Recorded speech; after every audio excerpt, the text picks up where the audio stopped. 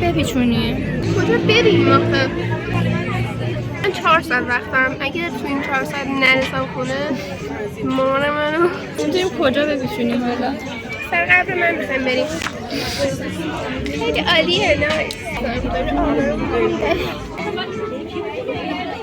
قهوه هست. مثلا نخورد. قهوه‌ای که من درست کردم نخورد. دیگه میخوام باش قطع ارتباط کنم. 200 تومن پول قهوه میده. و قهوه به خوبه درست کردم. خوردم منظور چی؟ هشتگ خشونه خشونه داره. یا خدا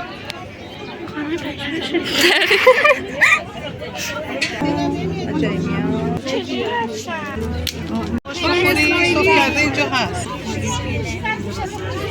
خیابان ملت ها. پیشون دارم شبیه دیزی. دیزی بزرگ دارم، متوسط دارم، کوچیک دارم. دست شما اینجا قیمتش از اون بودم 50 تومن.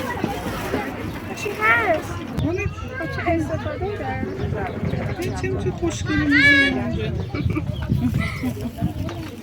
خوشگلی میذاری. مامان! اینم یه گل میذاری اینجا. من 50 تومن.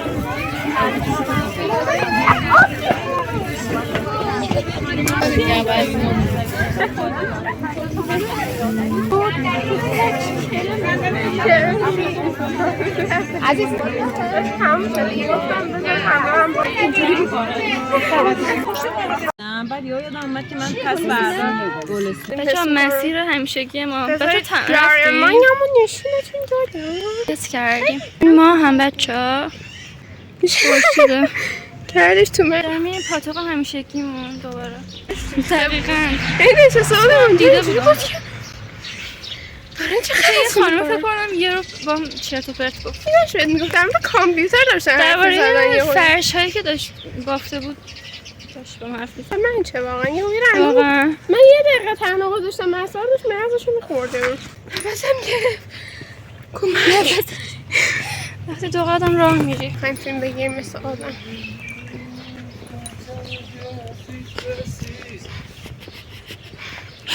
چی شد؟ داشت انگه انگلیسی میخون؟ نمیدونه خوشگل بود یه لفت دادیم از بازارچه آمدیم تشنمه و بطری آدم نیست احیان فعلا خوشم نمیاد دیگه ازش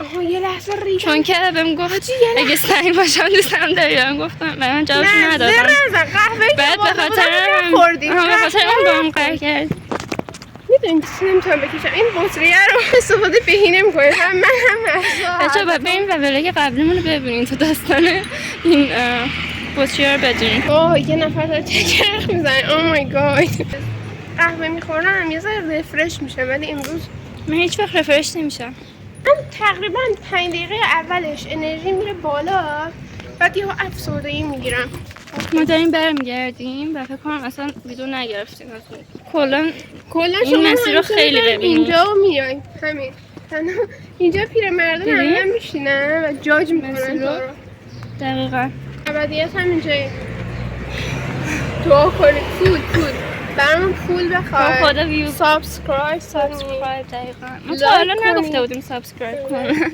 لایک کنید سابسکرایب کنید کامنت بذارید چون که ویوهاتون میپره 2 سال دیگه ما اینجا نباشیم کانادا میخوام که این مسیر شوخی رو نخواسته باشیم طی کنیم و مردم اینجوری مثل خرزون نظرم بمون چون اونجا طبیعیه این کارا تو جایی ما زندگی میکنم من خشو کنه شانس نیاوردیم از زندگی بابا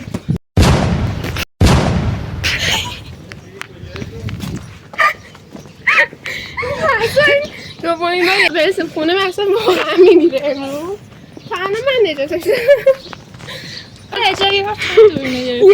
یه بار مثلا من نجات داد ماشین داشت میخورد به هم و اینجوری من کشید عقب میمرد بچه دستم خورد به ماشین ولی زنده موندم چون من کشید عقب یادم نیست که بود آره این اسکل بعدم به من میگم ماهی من نمیدونم کمک